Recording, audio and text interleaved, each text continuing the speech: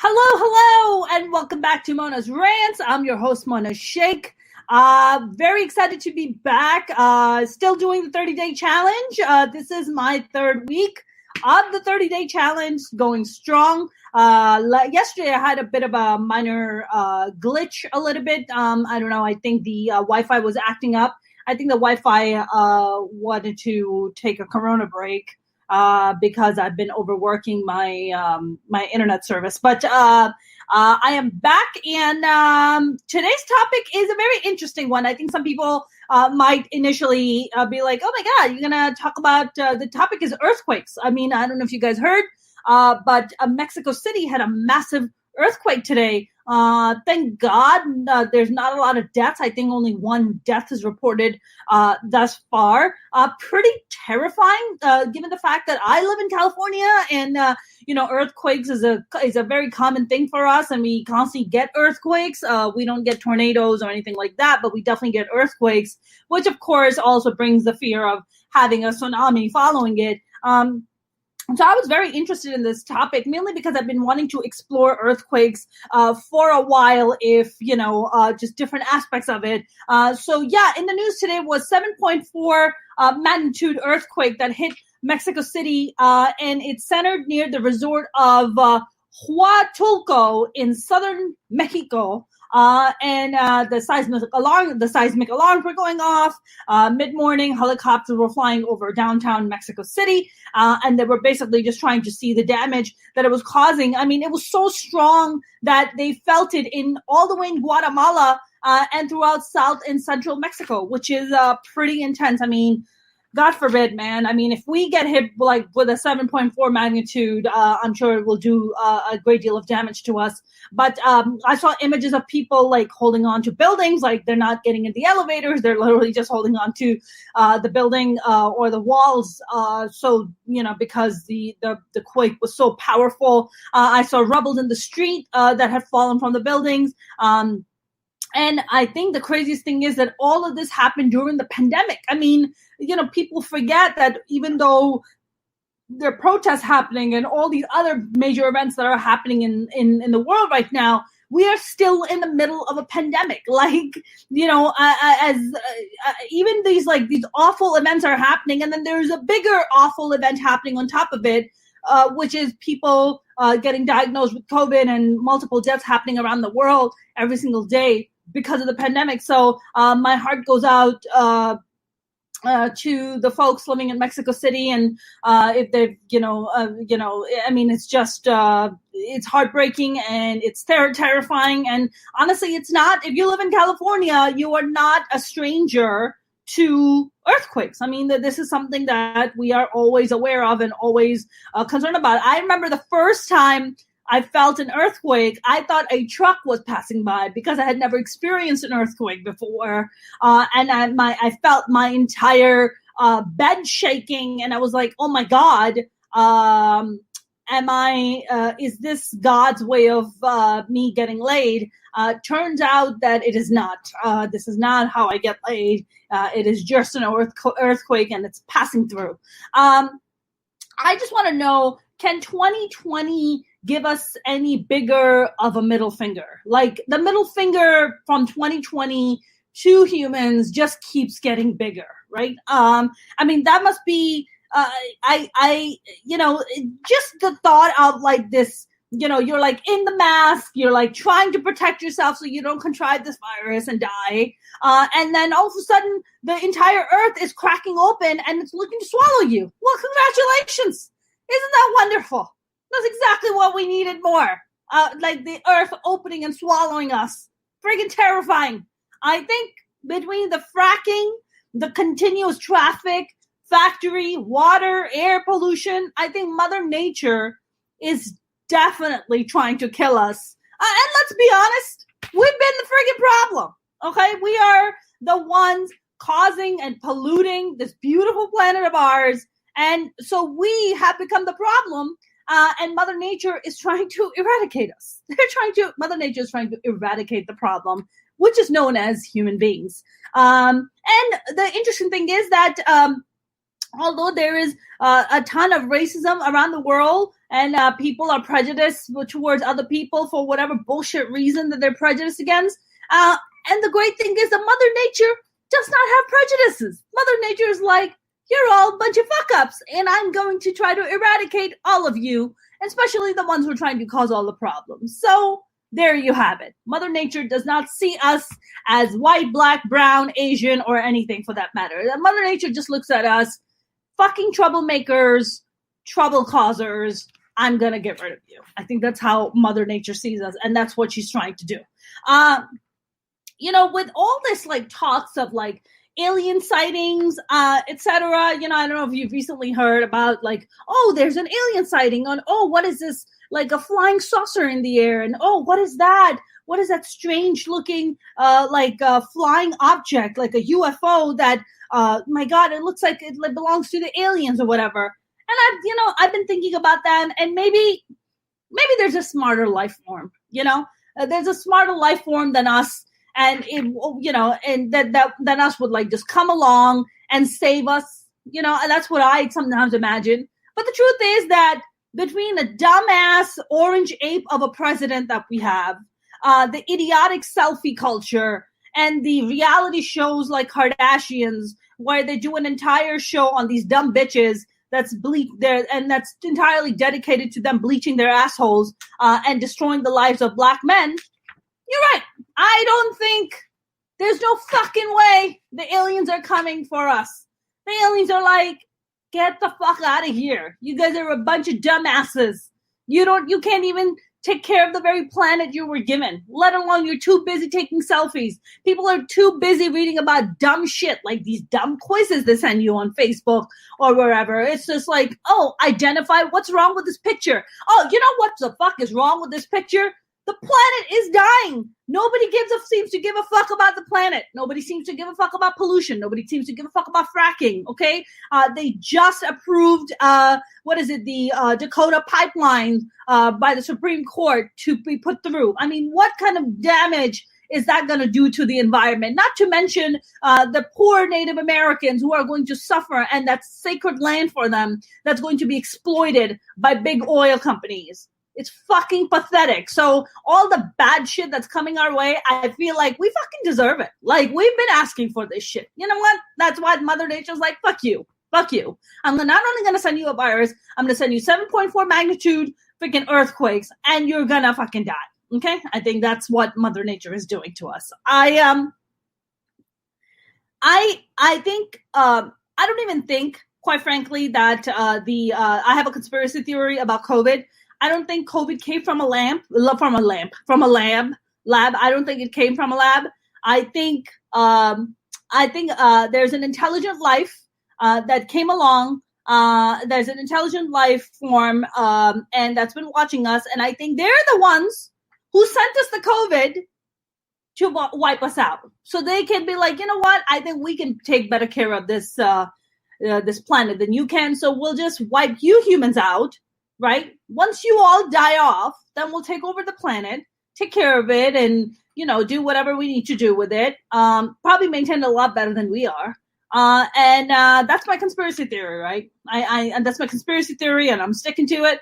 I think the aliens have figured out that if they can just give us a virus where we can just spread it amongst each other, by going to by like dumbasses like people who attended the Trump rally in Tulsa without wearing a mask and signing fucking dumbass waivers to be like, yeah, if I get COVID, I am not to blame my presidential candidate. Are you out of your fucking mind? Yes. All of that is the alien saying, yeah, knock yourself out. You guys just go ahead and kill each other, and then we're just going to come and sweep in and take your entire planet. I think that's exactly what they're planning on doing.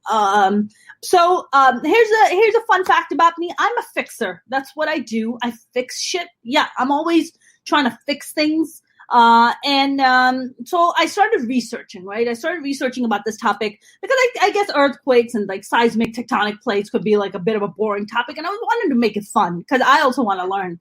So, and I started reading about, is it possible through research, like, can we predict earthquakes? Like, is that even a thing? Like, look, we can go to the freaking moon and we can discover, we're talking about like there's all this other life form that exists, and, scientists and NASA talking about how there's all this other life form, or there's like multiple, realities of the exact same thing where we are. For us, time moves forward. In other planet, time moves backward. How amazing would that be? Everybody dying as an orgasm, like the George Carlin joke. That'd be amazing, right? Instead of like dying in old age of like, arthritis and freaking, not being able to go to the bathroom, dying of fucking, being constipation, you die as an orgasm. I would love to die as an orgasm. What a great compliment. What a great way to live. That'd be amazing. But that's just me. So I was reading about, can we predict earthquakes? And I discovered some very sad news, you guys. Very, very sad news. The sad news I discovered is that no, the United States Geological Survey said that neither them nor any other scientists have ever predicted a major earthquake. Boo! We do not know how, and we do not expect to know how anytime in the foreseeable future. USGS scientists say that they can only calculate the probability that a significant earthquake will occur in a specific area within a certain number of years. So I guess you can say the USGS is, I thought that maybe the USGS could work with some psychics. Trust me, I see a shit ton of psychics on Sunset, and they're very eager to tell you your future. Why can't we just hire a bunch of psychics and tell them to help us predict, earthquakes? No? Just me on that? Okay, I'm alone on this.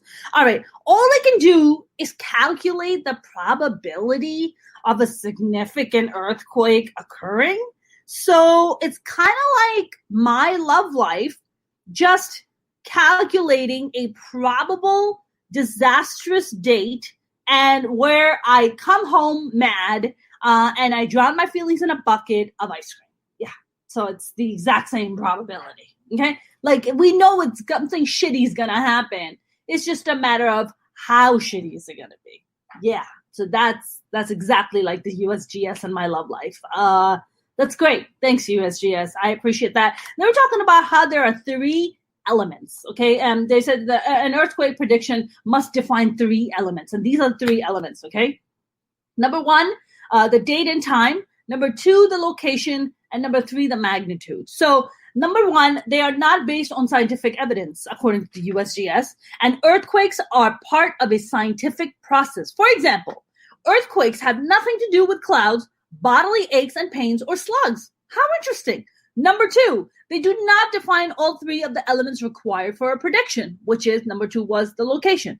And number 3 is, their predictions are so general that there will always be an earthquake that fits, such as there will be a M4 earthquake somewhere in the U.S. in the next 30 days. There will be an M2 earthquake on the west coast of the U.S. today.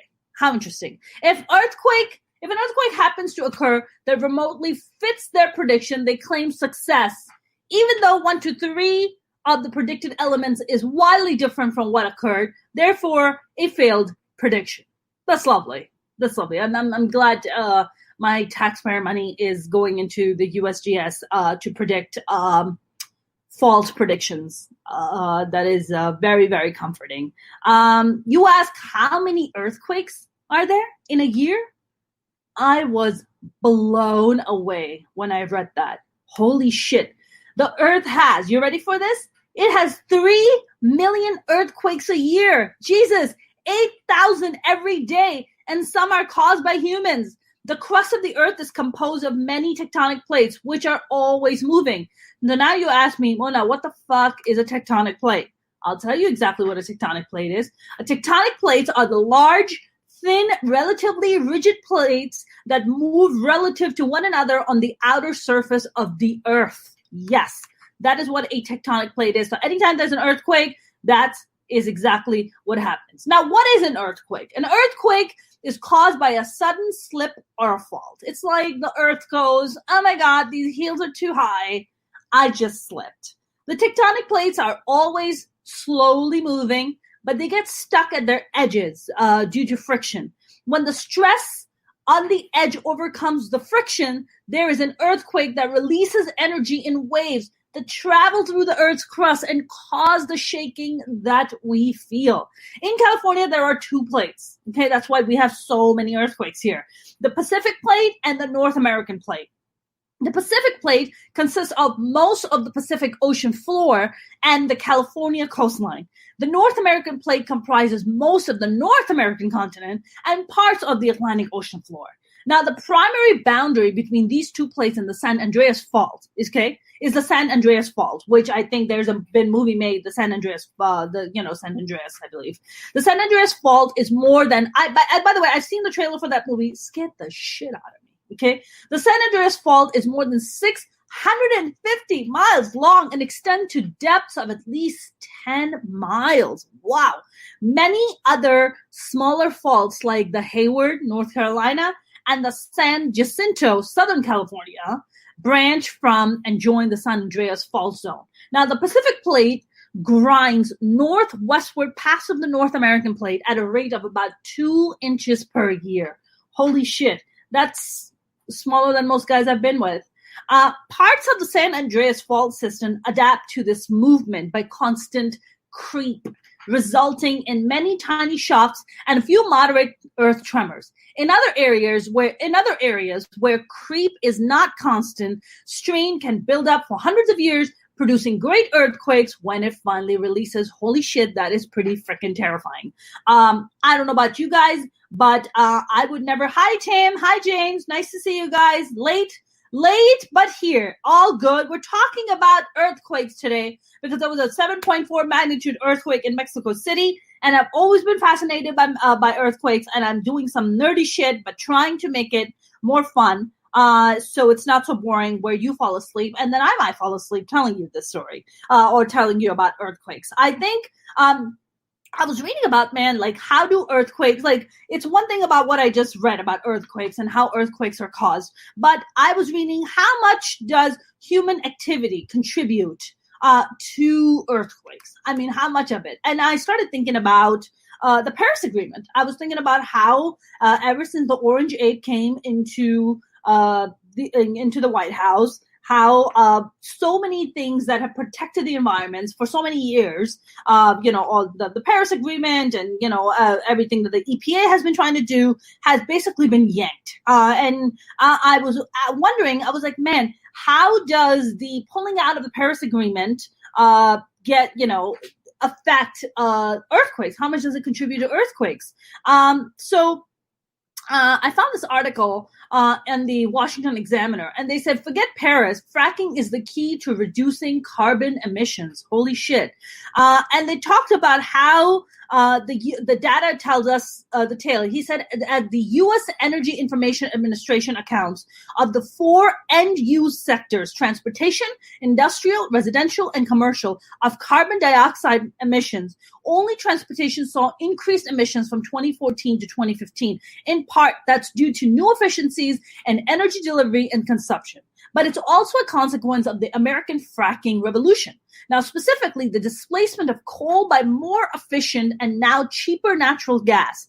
Just look at the chart below, and it shows that the American natural gas is booming. Now, that's pretty disturbing because if that's what we're going for, that means we're talking about fracking. So fracking, they're talking about this in the Wall Street Journal. They reported that fracking-based energy firms in Texas, Permian Basin, of course, Texas. Are we even shocked about that? I'm not even shocked about that. Are finding a useful side benefit to their innovation. Gas comes up alongside the oil. Okay. The consequence, a growing glut of cheap natural gas.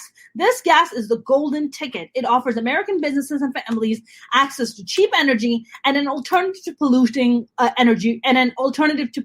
energy sources. Note that U.S. natural gas is also packing a punch on the global energy export market. I think what I'm trying to understand is if we continue with the fracking and if we start drilling in Alaska to get more oil. Quite frankly, if you ask me, I am a big advocate of clean energy. I do not There is no such thing as clean coal, as Trump was campaigning during his bid for the presidency. He was talking about clean coal. There's no such thing as clean coal. It's like saying a safe STD. There's no such thing as a safe STD. All STDs cause some crazy shit.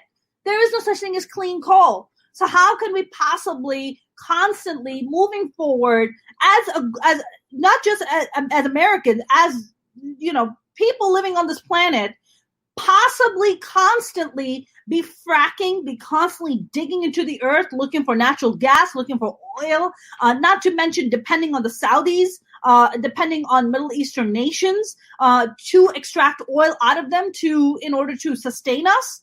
I think it's a screwed up concept. I personally think we need to get on clean energy, or alternative clean energy. That's what we really, really need. We are going to be in deep, deep trouble if we keep continuing down this path of constantly trying to go after coal, trying to go after, just like they were talking about, like fracking, where they're getting cheap gas while they're digging for oil, and they're trying to use that towards energy. I mean, I feel like if we are indeed consider ourselves the leaders of the world, if we are indeed the ones leading the charge in scientific research, etc., then why the hell can we not invest money and invest and buy brains like we used to from around the world to invest in getting alternative clean energy?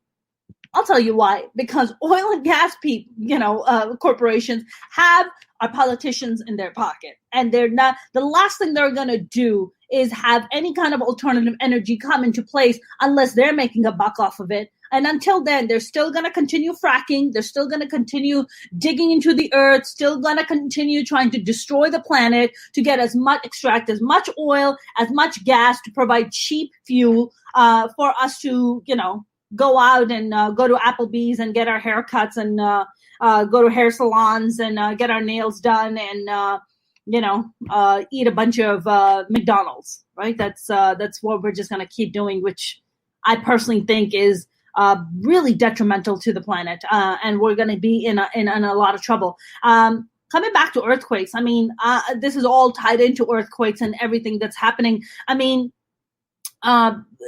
I feel like I know that all the eyes are on the U.S. and, what we do as far as when it comes to, technology, when it comes to the environment. But China is a huge culprit. And I think as much as America is to be blamed now with the current presidency of not giving a shit about the environment, China really doesn't give a shit about the environment. I mean, the kind of shit that they're out doing, the amount of emissions that their factories generate, plus the emissions, of course, from our factories too, is really, really disturbing. I mean, just look at some of the stuff that they're talking about in the Washington Examiner. They said that China, which will now seek to displace America as Europe's closest ally. That's pretty disturbing.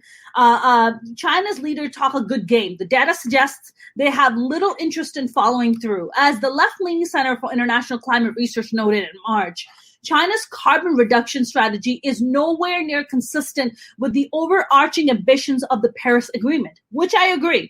Paris Accord sympathizers disagree. They cite China's reduced coal usage as evidence of its seriousness about the process. Unfortunately, their assumption rests on the reliability of Chinese government data. As Michael Leleveld explains, China's National Bureau of Statistics is a very creative number factory, which is to say it makes up numbers. I'm so not shocked to hear that. Just like China is making up numbers about COVID, the same way they're making up numbers about, oh yeah, we're safe, we're good. Oh, we're not. Oh my God, everything has to be shut out because we have a second wave of I'm sorry. I don't trust anything that comes out of the Chinese government's mouth. I think they're shady as fuck. I honestly think the Chinese government doesn't even give a fuck about its own people, let alone anybody else on the planet. I mean, for God's sake, the Chinese government, as we speak, is putting Chinese Muslims in concentration camps because they don't want these people to follow a religion because they're communists and they don't want anybody having their own, religion or own faith. They want the people to worship the government, okay? And whatever the fuck it takes, they will do it. I mean, putting your own people in concentration camps? Imagine that shit.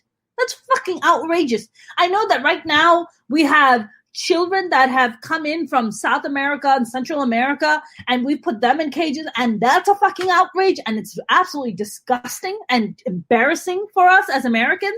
Just imagine taking Americans and putting them in concentration camps. Oh, wait, we've done that already. Oh, yeah, that was right after Pearl Harbor. Sorry, never mind. We've been through some really awful, shameful things, haven't we, as a nation? But I'm just reading about what China's going to do, and they don't give a shit, man. They really don't. I mean, they're talking about that if America is serious about reducing carbon emissions, while also protecting consumers and the economy, its leaders must heed the data. And the data proves that the U.S. energy market offers a pathway to a cleaner future. The Paris Agreement and contracts is a non-binding fiction. So, in other words, what they're saying is, everybody's got to chip in. Everybody's got to do their part, especially major countries like the U.S. We're talking about, Europe, China. They all have to do their part. India, they all have to do their part in order for the planet to not turn into a giant shit show and a dump. Hi, James. Hello. Nice to see you. Tim, nice to see you. How are you guys? I think I really think that we need technology that is going to be able to. I don't know if we're ever going to be able to come up with that, but I believe we can. Listen, if we can go to the moon and we can go to Mars and we'll try to go to Mars and send, Range Rovers, Land Rovers on, Mars and try to pick up sand there and trying to find out, oh, they have water, they have life form. For fuck's sake, we can come up with technology that can predict freaking earthquakes. Can't we do that? I mean, they're talking about we don't have any kind of technology that predicts that. We have what? There is some technology that's in place. I mean, especially what happened with Japan when they had the tsunami. Technology in place that can alarm them, like, hey, there's a tsunami headed your way, versus, oh, you're just walking down the beach and next thing you know, there's a tsunami wave hitting you, and there goes your day at the beach. Okay, that's not fun. That's not fun at all. Nobody wants to get washed away in a tsunami, because the truth is, you're not going to be able to live through that. You will die. I remember when the Japanese tsunami, the tsunami that occurred in Japan a few years back. I remember going to the beach and hearing news of people finding toys that had washed up, like pieces of clothing, pieces of houses, like broken, destroyed houses that the tsunami had destroyed in Japan and that had washed ashore in the Pacific Ocean, and that ended up coming to the shores of California.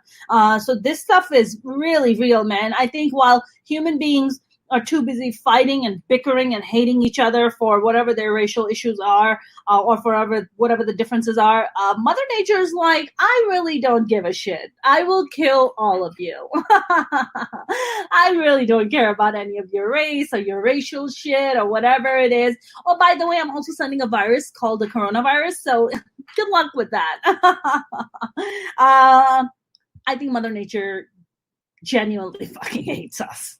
I think Mother Nature has become this pissed off bitch that is like, I'm now gonna fuck you up. And I think that's exactly what's happening, given everything that's happening on the planet Earth, between the coronavirus and now earthquakes hitting 7.4 magnitude.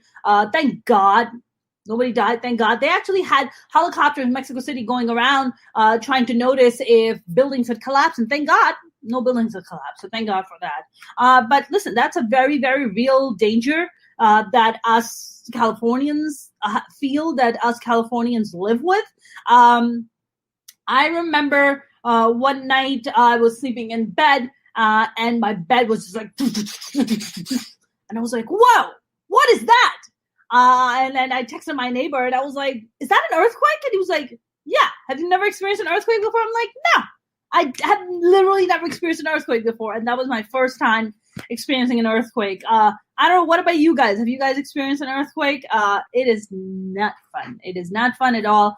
I kind of laughed through it, but that's because I'm a bit of a nut job. So I was just laughing through it. But yeah, earthquakes are real, man, and I am pretty terrified of them. I'm gonna share some kind of nerdy stuff here, which I'm always fascinated by. So here we go. So earthquakes are powerful releases of energy beneath Earth's surface. But human activities have also have the power to cause earthquakes. I mean, they say that the Earth's crust is like a fragile eggshell that covers our dynamic planet. It is cracked along plate boundaries where it might be pulled apart by tensional forces, crushed together by compression, or slid literally by translation as plates grind against each other side by side in opposite directions. Holy shit, that sounds terrifying. Earth's crust is stressed everywhere by tectonic forces, even in the center of big plates like the North American plate. These stresses vary in direction and strength, both vertically and horizontally. We measure stress in the crust with wells drilled deep into the earth for energy resources or research. A delicate balance exists between rock strength, fluid pressure, and the direction and magnitude of stress in the earth at any given time. Wow. It is sometimes possible for fluid injection or mining activities, fracking, to upset this balance and trigger earthquakes on faults that might not move in a naturally occurring earthquake for thousands of years. That is insane. So are we talking about, if we're going to continue on? So the U.S. Geological Survey estimates that more than 3 million earthquakes occur every year, and that's 8,000 earthquakes a day. But the vast majority of these quakes are so small that we can't even feel them. Aw, that's so sweet, Mother Earth. Thank you very much. Earthquake size can be measured in a variety of ways, but we usually talk about their magnitude. In most cases, crustal earthquakes over a magnitude of 3 can be felt by people in the area. Wow. Large and damaging earthquakes are extremely rare and usually occur at plate boundaries.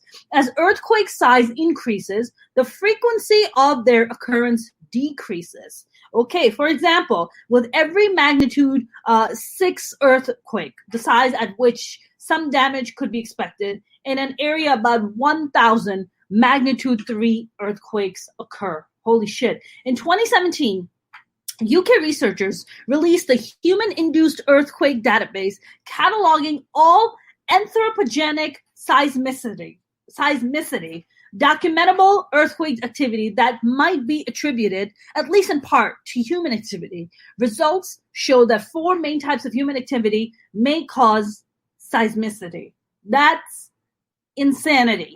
So not only are they naturally occurring, but then everything that we're doing to planet Earth is also causing these kind of tectonic plate shift, which is really disturbing. They're saying that mining processes account for 38%. That's crazy. Mining leaves caverns at the surface and deep within the earth that change stress states, causing chambers to collapse and faults to fail. In 2007 alone, more than 100 mines in China reported seismic events larger than magnitude 4. Yes, because as we know, China doesn't give a fuck about the planet.